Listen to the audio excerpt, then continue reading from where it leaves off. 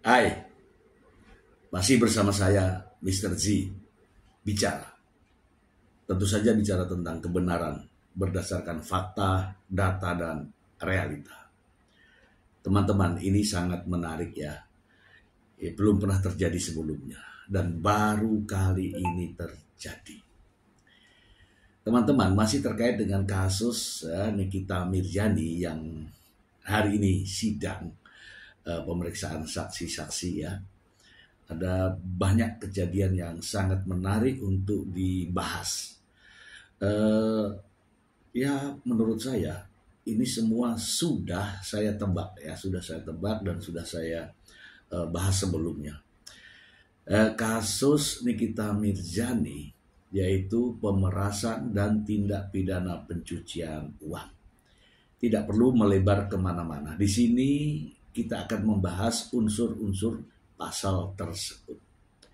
Berkaitan dengan sidang pemeriksaan saksi, hadir dalam persidangan yaitu Dr. Oki Pratama.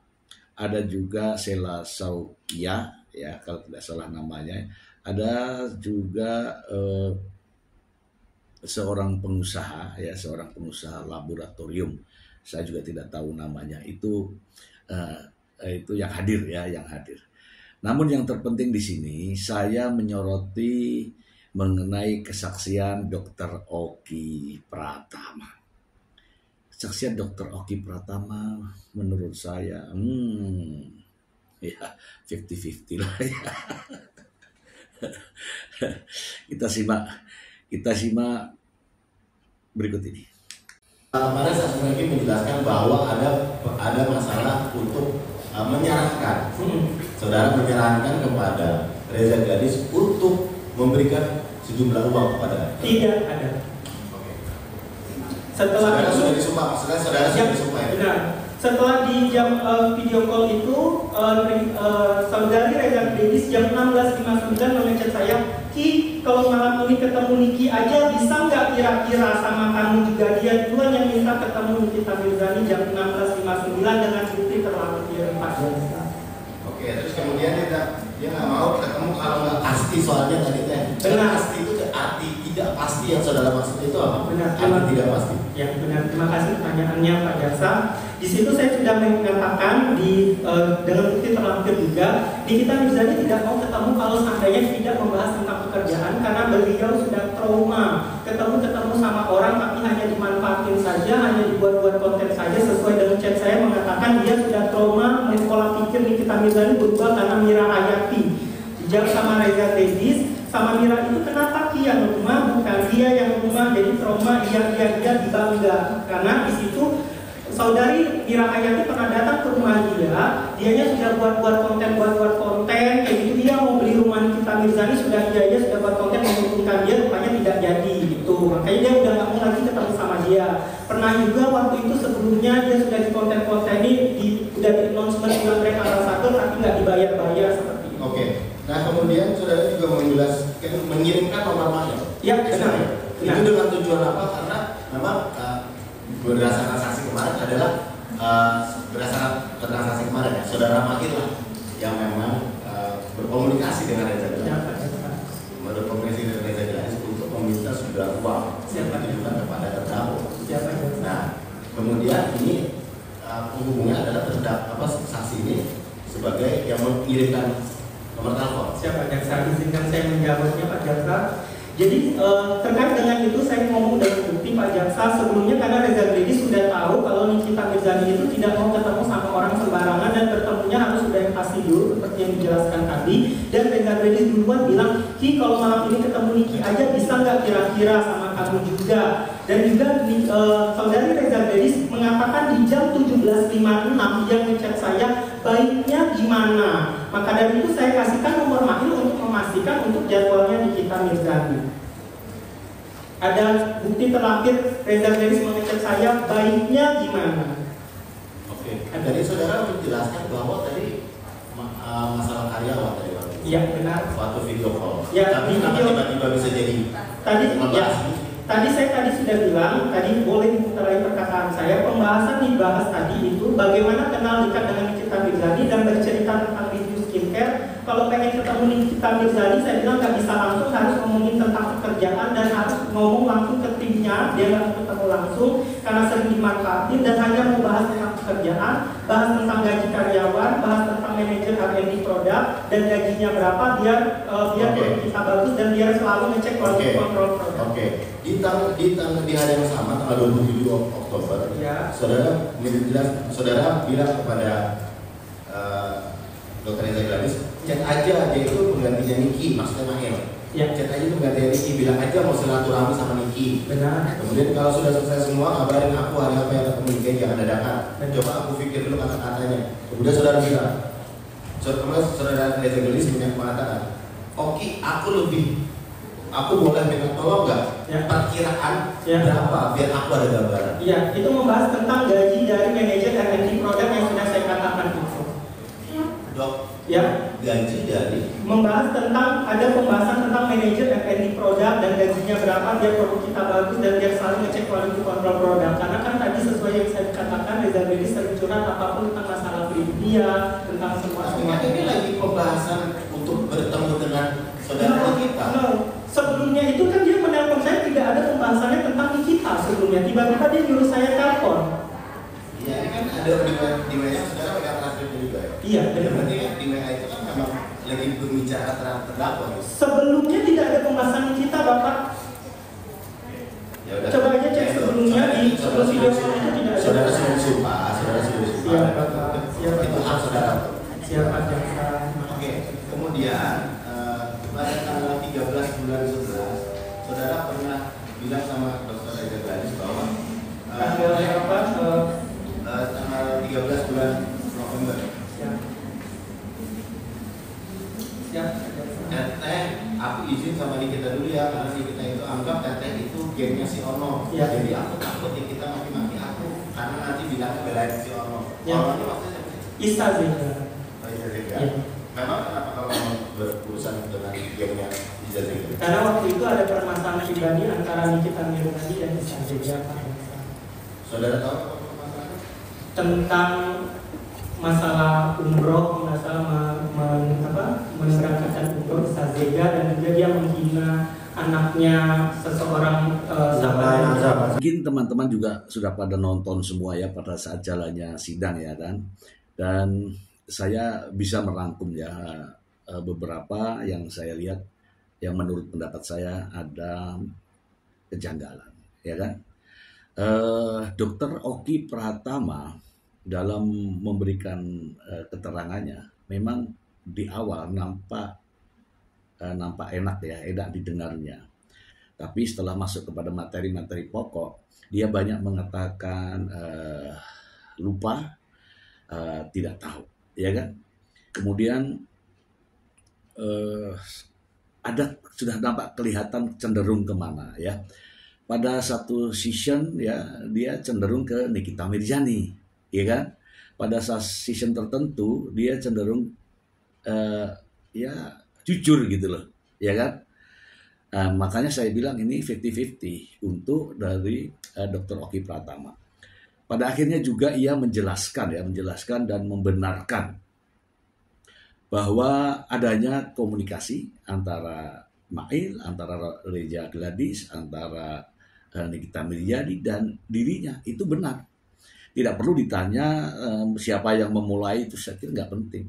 Yang penting ada terjadi percakapan, apakah Oki sama Reza Gladys, apakah Reza Gladys sama Oki, ataukah Oki sama Nikita Mirzani, atau Oki sama Mail, atau Dr. Reza Gladys sama Mail. Yang jelas ada percakapan. Dan tahu nggak, percakapan itu diakui oleh Dr. Oki Pratama.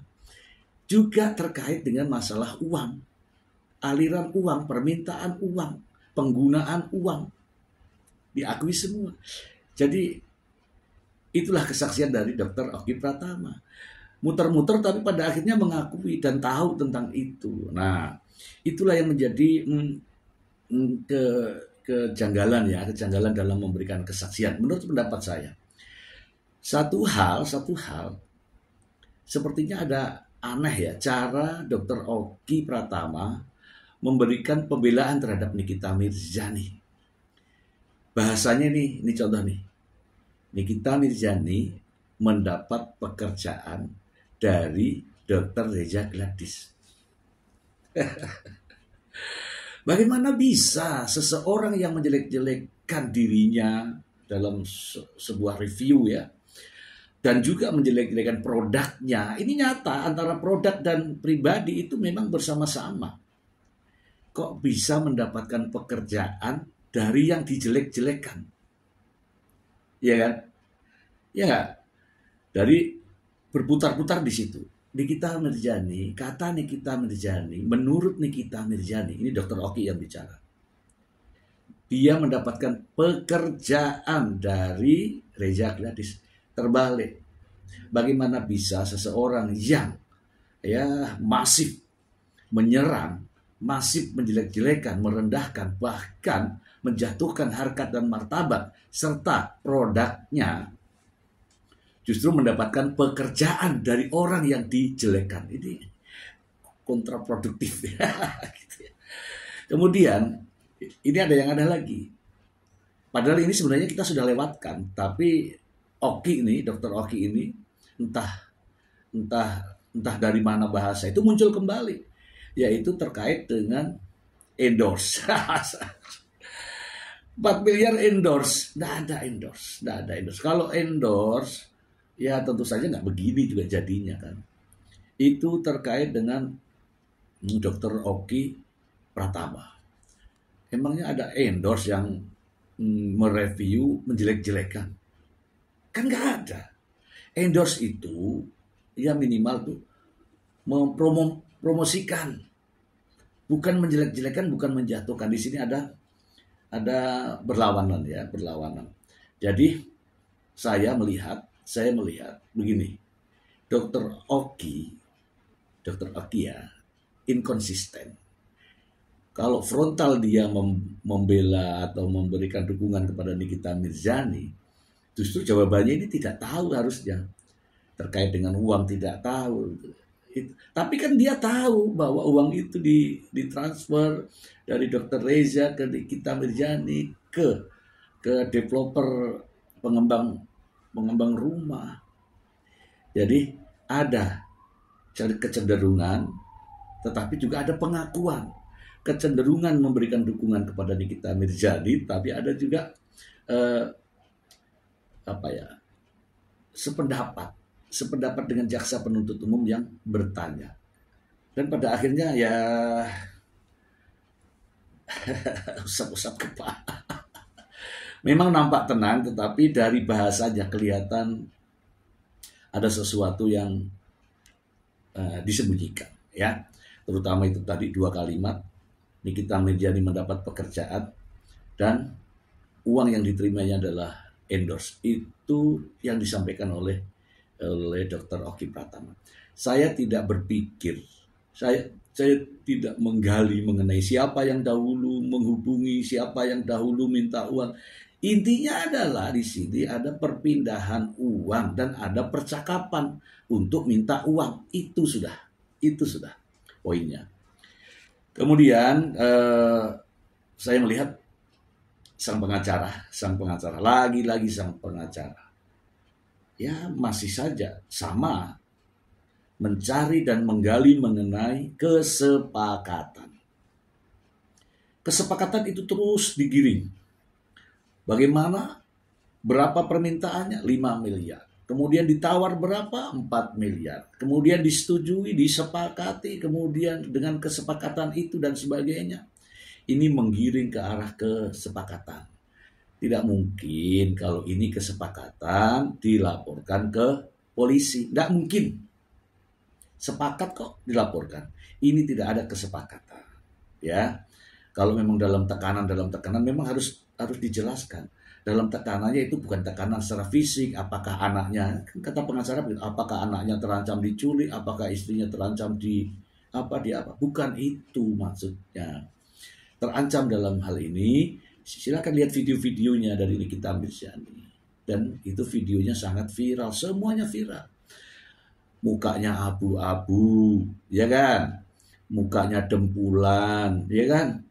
Mukanya beruntusan, dokter penipu, dan sebagainya, dan sebagainya.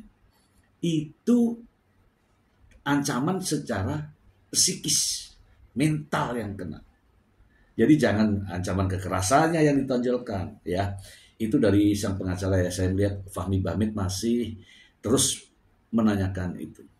Dan apabila ini kesepakatan itu ada, teman-teman, apabila ada, itu gugatan wan prestasi itu tidak mungkin dicabut. Oke ya, sampai di sini ya sudah jelas bahwa Dr. Oki Pratama tidak berdiri di tengah-tengah namun cenderung membela Nikita Mirzani. Namun keterangannya justru banyak yang blunder. Oke ya, itu menurut pendapat saya. Kita simak lagi terkait dengan pernyataan berikut ini. Laki-laki. Saya tidak mengetahui karena dokumennya itu adalah perempuan, Bapak. Anda pernah tahu bahwa ada fatwa Majelis Ulama Indonesia yang menyatakan bahwa siapapun yang ganti kelamin tetap ibadahnya dengan identitas yang sebelumnya. Saya hanya menyampaikan ini urusan ibadah. Sebentar yang mulia. Ini sangat penting karena ini sudah menyangkut agama saya yang mulia. Mohon maaf ya, ini terkait dengan agama saya, seorang yang ibadah dilecehkan. Jadi ini persoalannya. Jadi ini yang mulia, supaya paham. Ada seseorang. Jadi saksi jawab aja. Kalau tahu jawab, kalau nggak tahu ya silakan dijawab. Ini sangat serius karena ini terkait dengan saya sebagai orang Islam, ya. Saya juga orang Saya kasih tahu sama Anda bahwa seseorang itu adalah laki-laki yang dioperasi sehingga dia berangkat dan Anda berangkatkan dengan identitas seorang wanita, dia pakai mukena dan itu ada di Instagram dan ada di media sosial. Itulah yang menjadi persoalan. Anda tahu tidak? Sebentar. Anda tahu tidak bahwa dia menggunakan mukena dan dia menggunakan pada saat umroh itu pakai apa? Yang saya terima dokumennya. Saya tanya Anda terima. Yang saya tanya dia pakai apa pada saat itu? Saya terima dokumennya. Saya tidak tanya dokumen. Saya tidak tanya dokumen. Yang saya tanya dia pakai apa pada saat ibadah?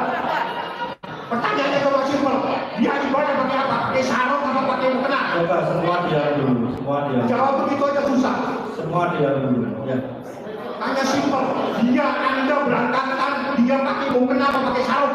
Pertanyaannya Itu aja ya. Pakai sarung atau pakai mukena? pakai apa? Sudah, itulah persoalannya yang mulia. Di situ masalahnya. Silakan dilanjutkan. Cukup sampai disuruh dia telah menistakan agama persoalannya. Silakan Dan itu yang menjadi masalah. Dia telah membuat kami semua terluka di sini. Silakan dilanjutkan yang lain. Kita persoalan jangan main-main. Kita sebentar, cukup saya akan tanya lagi masalah ini. Lalu siapa lagi yang salah? Sebentar. Anda tidak tahu persoalan saya. Jangan main-main. Tanya cukup. Ya, Cukup. silakan. Saya mau tanya lagi. Ya, Anda tadi ngomong ada tekanan-tekanan terhadap penjagaan. Tekanan apa? Diancam mau dibunuh atau mau diapain tekanannya? Jelaskan di sini. Jangan Anda membuat karangan bebas di persidangan. Pertanyaannya apa? Ada kalimat bahwa Raja Gladys menyerahkan uang di bawah tekanan, tapi tidak jelas tekanannya apa. Dibunuh, Oh, ya. atau kamu Ya. jelaskan. Dijawab. Ya. Yang dimaksud tekanan itu apa? Yang saudara alami ya, ini bukan Bukan dia yang dialami yang mulia. Dia menceritakan Raja Gladys itu di bawah tekanan menyerahkan uang. Apa tekanan yang dia tahu? artinya dia akan menceritakan. Ya, itu yang saya bukan dia yang Yang dimaksud apa itu? Tahu nggak? Iya, yang saya tahu, Dokter Reja bercerita kalau dia dalam tekanan yang mulia. apa tekanannya? Mau diancam, mau dibunuh, atau anaknya diculik, orang tuanya diculik, atau apa? Tahu nggak? Kalau Anda nggak tahu, kamu nggak tahu. Jangan mau bikin tekanan-tekanan di sini. Tahu tidak? Kalau tahu jawab, kalau nggak tahu ya nggak tahu. Nggak tahu. Apa tekanan itu? Dia nggak tahu, saksi nggak Sudah. tahu. Jadi jangan cerita Kalau membuat tanya mereka. silakan tahu yang lain. Sudah cukup atau mau geser ke temennya? Sebentar yang mulia. Terkait dengan uang 350 juta, ya, apakah Anda itu menyerahkan di bawah paksaan dokter Oki atau Anda serahkan? Karena ini ada persoalan yang cukup besar. Karena persoalan ini saya kasih tahu yang mulia supaya paham, uang itu terkait dengan Majelis Ulama Indonesia pemerintahan.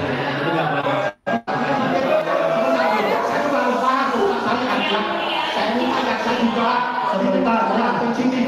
Kita persoalan sangat sensitif ini yang mulia, masalah majelis ini yang di sini yang mengatur. Kalau majelis bicara, minta semuanya diam dulu lah. Kan begitu ya. Dan kita nggak perlu nganu lah, kita santai aja, disampaikan sekarang ya.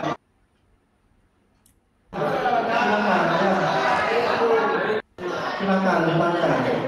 Jadi supaya semua clear, itu persoalan betul-betul melukai masyarakat Indonesia umat Pertanyaannya apa? Pertanyaannya apa? terkait dengan menyatakan adanya penistaan agama. Siapa yang menyatakan ada penistaan agama terhadap Anda? Ataukah Nikita Mirzani menyatakan Anda melakukan penistaan agama? Ataukah masyarakat terkait dengan adanya fatwa Majelis Ulama Indonesia terkait dengan seorang laki-laki yang umroh pakai mukena? Apa yang Anda tahu? Media, Pak. Cukup. Silakan yang lain teruskan. Jadi kita ingatkan semuanya ya, santai aja.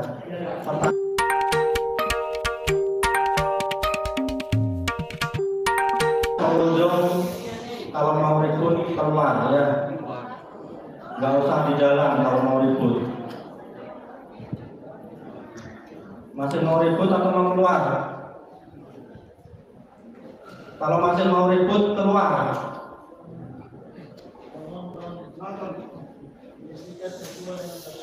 Kita hargai saudara juga harus menghargai persidangan. Silakan penasihat hukum untuk dilanjutkan. Baik, terima kasih yang mulia. Saudara saksi ya, tadi Anda sudah ditanya juga terkait dengan PAP bahwa Anda pernah diperiksa 1 kali ya. Pertanyaan saya, Anda paham apa laporan pengancaman dan pemerasan melalui media elektronik yang dilaporkan oleh pelapor itu? Apa materi ancamannya apa? Nah, itu bagian daripada cuplikan ya, ketika kesaksian dari Sheila Saukia, betul ya namanya itu ya. Di sini sebenarnya teman-teman terungkap fakta begitu banyak. Banyak sekali fakta, walaupun sebentar, tapi terungkap fakta begitu banyak dari Sheila Saukia ini. Apa? Saya mendengarkan Nikita dan Oki Pratama ini, tanda kutip ya teman-teman ya, tanda kutip ya, ngerjain Sheila Saukia dengan permintaan-permintaan. Anda mendengarnya, namun tidak dipenuhi ya. Permintaan ada yang transfer 2 miliar, permintaannya 4 miliar. Entah terkait apa saya tidak tahu. Ya, tetapi ada permintaan, namun diabaikan sama Sheila Saukia. Ini nyata, Dan circle ini juga, siapa namanya Dr. Oki, Nikita Mirzani, itu nyata.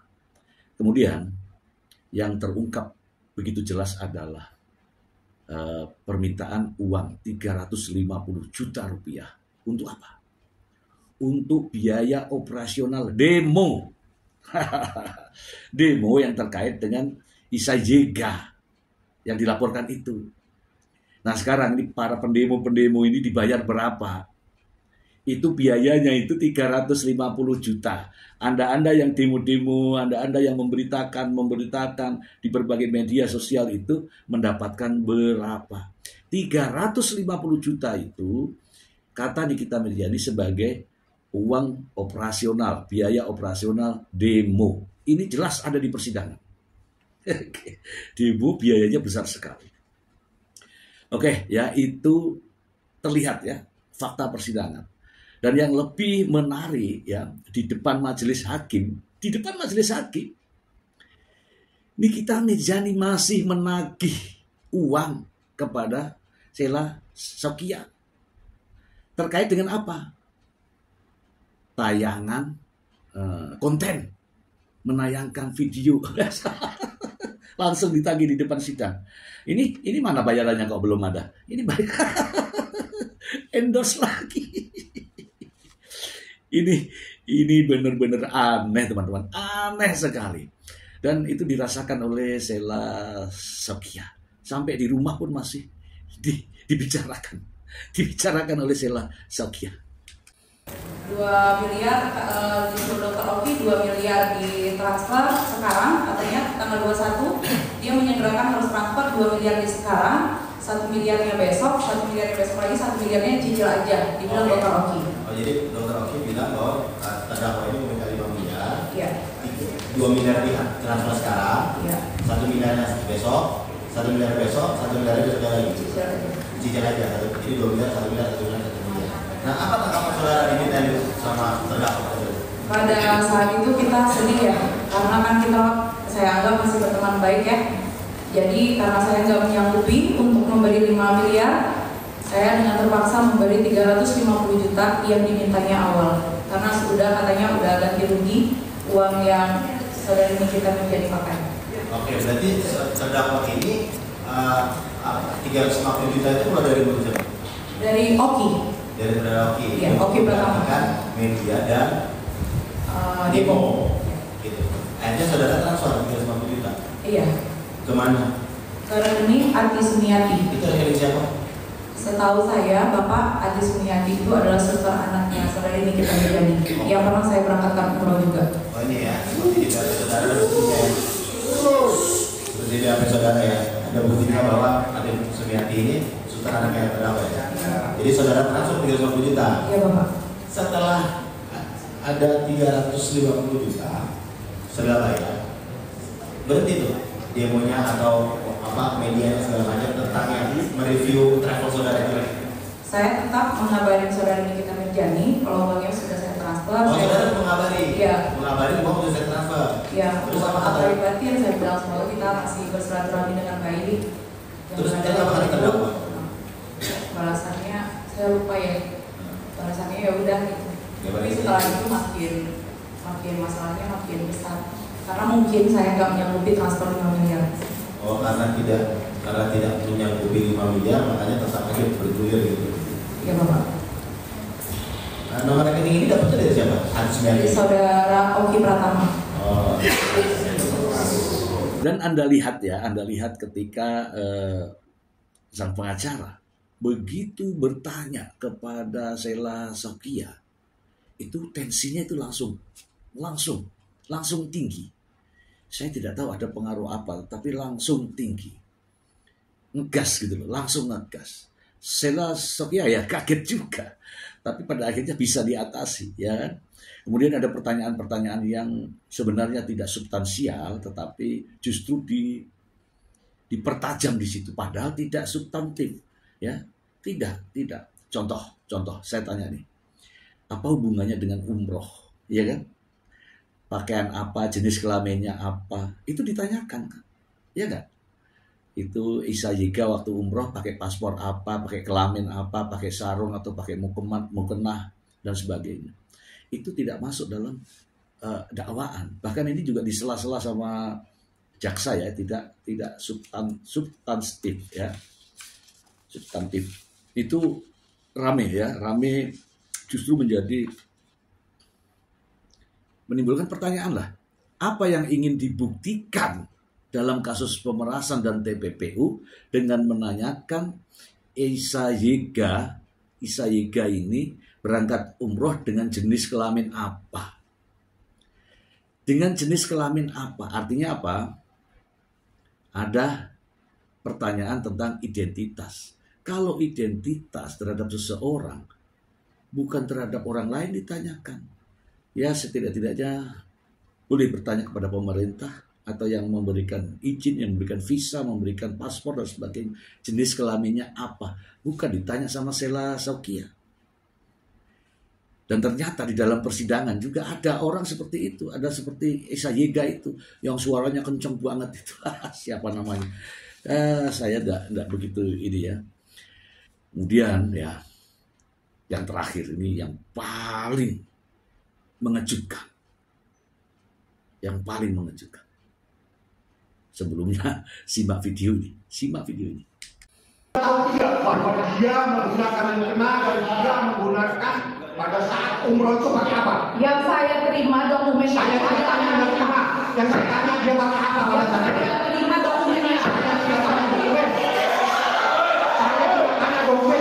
Yang saya tanya dia pakai apa pada saat ibadah? Pertanyaannya cuma simpel. Dia ibadah pakai apa? Pakai sarung atau pakai mukena? Coba semua dia dulu, semua dia. Jawab begitu aja susah. Semua dia dulu. Ya. Hanya simpel. Anda berangkatkan dia pakai mukena atau pakai sarung? Pertanyaannya, Itu aja yang dijawab. pakai sarung atau pakai mukena? Pakai apa? Sudah, itulah persoalannya yang mulia. Di situ masalahnya. Silakan dilanjutkan. Cukup sampai disuruh dia telah menistakan agama persoalannya. Silakan Dan itu yang menjadi masalah. Dia telah membuat kami semua terluka di sini. Silakan dilanjutkan yang lain. Kita persoalan jangan main-main. Kita sebentar, cukup kami akan tanya lagi masalah ini. Sebentar. Anda tidak tahu persoalan saya. Jangan main-main. Saya cukup. Ya, Cukup. lanjutkan. Saya mau tanya lagi. Ya, Anda tadi ngomong ada tekanan-tekanan terhadap penjagaan. Tekanan apa? Diancam mau dibunuh atau mau diapain tekanannya? Jelaskan di sini.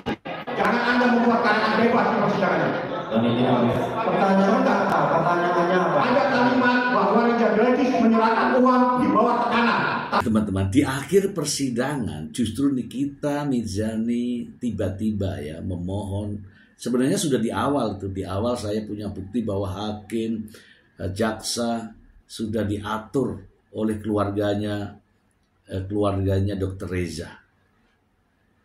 Ada buktinya katanya, gitu kan, ya kan? Bagus sebenarnya kalau ada buktinya itu bagus, tapi itu diungkapkan secara langsung Nikita Mirzani di depan majelis hakim bahwa ada permainan ya, tanda kutip ya, ada permainan antara keluarga Dr. Reza Gladys dengan hakim lah, dengan jaksa lah, gitu. Kemudian setelah sidang selesai, kemudian ditutup nih sama hakim.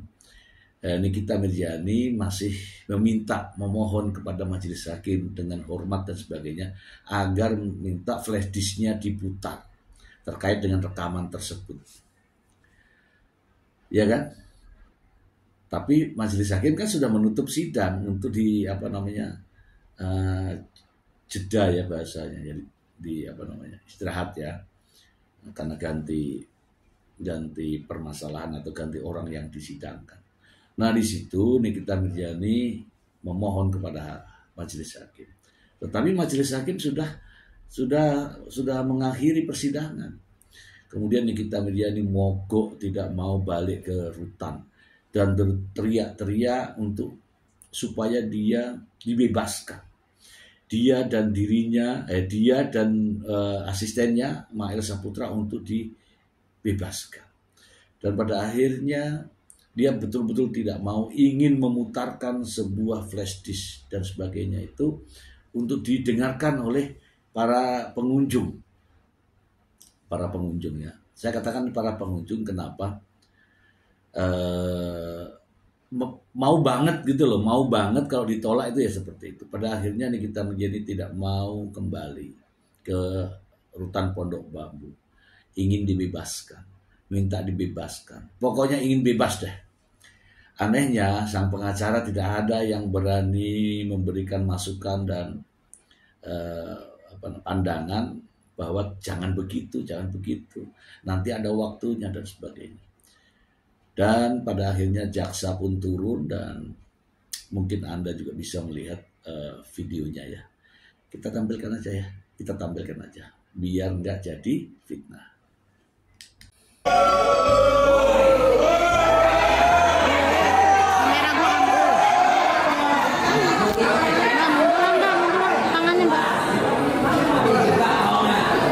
Baju coklat.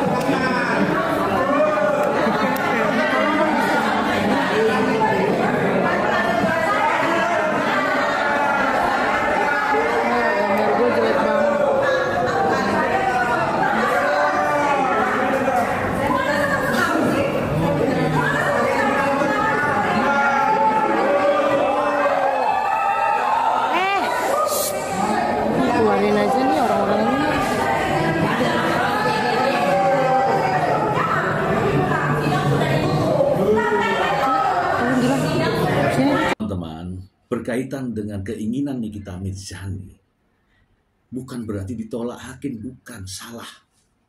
Nikita Mirzani hanya keburu-buru, pengen cepat diputar. Bukan begitu caranya. Jadi dalam sidang itu ada aturannya. Hari ini jadwalnya apa? Pemanggilan saksi-saksi atau pemeriksaan saksi-saksi. Ya saksi-saksi dulu diutamakan. Kemarin saksi, hari ini saksi. Besok masih ada saksi lagi. Nah, setelah saksi-saksi selesai, barulah pemeriksaan terdakwa. Nah, pada saat pemeriksaan terdakwa itulah kesempatan bagi Nikita Mirzani mengungkapkan semuanya. Itu seharusnya ada kesempatan yang akan diberikan kalau sudah sesuai dengan jadwalnya. Nah, baru dari situlah Nikita Mirzani seharusnya, mohon maaf Pak Hakim, mohon izin Pak Hakim, saya memiliki rekaman ini. Itu satu. Yang kedua, seandainya itu benar pun masih juga dipertanyakan. Rekaman dari mana asalnya, siapa yang merekam, kemudian bagaimana keasliannya, ya kan? Dan ini pernah diungkapkan oleh pengacara Nikita Mirzani sendiri terkait dengan rekaman. Di sisi lain selalu mengatakan bahwa rekaman itu tidak sah dan sebagainya. Justru sekarang, Anda tahu sendirilah ya. Dan pada akhirnya saya salut juga terhadap jaksa. Kalau negara sudah dilawan tuh harusnya nggak ada lagi nego, nggak ada lagi tawar-menawar, harus bertindak. Tetapi saya salut dan hormat kepada jaksa dengan telaten memberikan pandangan, dengan telaten memberikan penjelasan, dan pada akhirnya Nikita Mirzani ikut dan kembali ke rutan. Ya. Sebenarnya Nikita Mirzani sudah ngomong, saya tidak mau kembali. Tapi dengan kejelian dan kecerdasan jaksa, ya ada jaksa itu, ini saya salut ya. Pada akhirnya tidak ada insiden apapun dengan kekerasan, dengan tarik menarik, tidak. Tetapi teman-teman, ini menjadi catatan.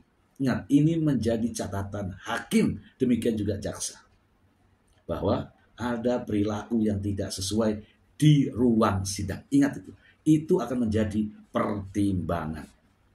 Itu saja teman-teman. Semoga bermanfaat. Terima kasih. Bye.